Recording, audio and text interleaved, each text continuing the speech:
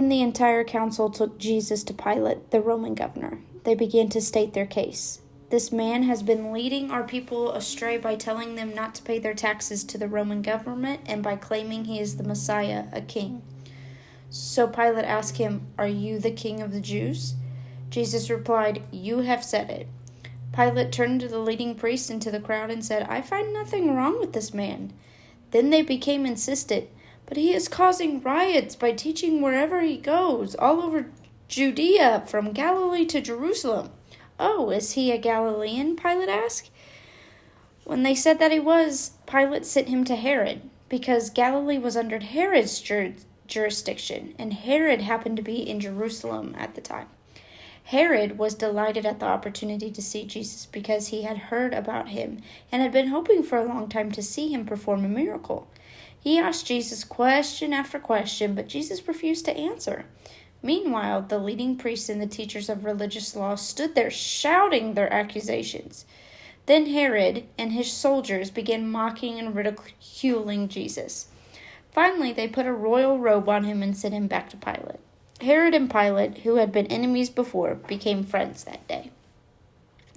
Then Pilate called together the leading priests and other religious leaders along with the people, and he announced his verdict. "You brought me this man, accusing him of leading a revolt. I have examined him thoroughly on this point in your presence and find him innocent."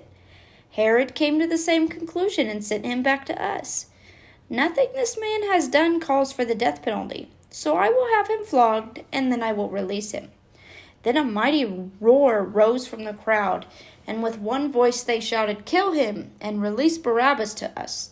Barabbas was in prison for taking part in an insurrection in Jerusalem against the government and for murder. Pilate argued with them because he wanted to release Jesus, but they kept shouting, "Crucify him! Crucify him!" For the third time, he demanded, "Why? What crime has he committed? I have found no reason to sentence him to death, so I will have him flogged, and then I will release him." But the mob shouted louder and louder, demanding that Jesus be crucified, and their voices prevailed. So Pilate sentenced Jesus to die as they demanded. As they had requested, he released Barabbas, the man in prison for insurrection and murder. But he turned Jesus over to them to do as they wish. As they led Jesus away, a man named Simon, who was from Cyrene, happened to be coming in from the countryside. The soldiers seized him and put the cross on him and made him carry it behind Jesus. A large crowd trailed behind, including many grief-stricken women. But Jesus turned and said to them, "Daughters of Jerusalem, don't weep for me, but weep for yourselves and for your children. For the days are coming when they will say, 'Fortunate indeed are the women who are childless, the wombs that have not borne a child, and the breasts that have never been nursed.'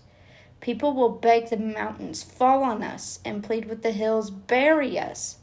For if these things are done when the tree is green, what will happen when it is dry?" 2 others, both criminals, were led out to be executed with him. When they came to a place called the Skull, they nailed him to the cross, and the criminals were also crucified, one on his right and one on his left. Jesus said, "Father, forgive them, for they don't know what they are doing."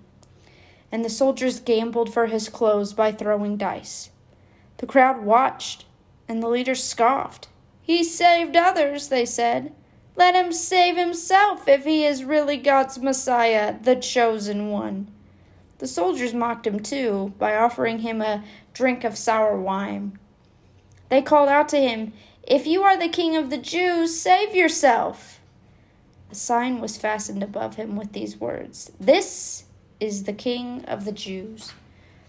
One of the criminals hanging beside him scoffed, "So you're the Messiah, are you? Prove it by saving yourself, and us too, while you're at it." But the other criminal protested, "Don't you fear God even when you have been sentenced to die? We deserve to die for our crimes, but this man hasn't done anything wrong." Then he said, "Jesus, remember me when you come into your kingdom." And Jesus replied, "I assure you, today you will be with me in paradise." By this time it was noon, and darkness fell across the whole land until 3 o'clock. The light from the sun was gone, and suddenly the curtain in the sanctuary of the temple was torn down the middle. Then Jesus shouted, "Father, I entrust my spirit into your hands." And with those words, he breathed his last. When the Roman officer overseeing the execution saw what had happened, he worshiped God and said, "Surely this man was innocent." And when all the crowd that came to see the crucifixion saw what had happened, they went home in deep sorrow. But Jesus' friends, including the women who had followed him from Galilee, stood at a distance watching. Now there was a good and righteous man named Joseph. He was a member of the Jewish High Council, but he had not agreed with the decisions and actions of other religious leaders. He was from the town of Arimathea in Judea, and he was waiting for the kingdom of God to come. He went to Pilate and asked for Jesus' body. Then he took the body down from the cross and wrapped it in a long sheet of linen cloth and laid it in a new tomb that had been carved out of a rock. This was done late on Friday afternoon, the day of preparation, as the Sabbath was about to begin. And his body was taken away. The women from Galilee followed and saw the tomb where his body was placed. Then they went home and prepared spices and ointments to anoint the body. But by the time they were finished, the Sabbath had begun, so they rested, as required by the law.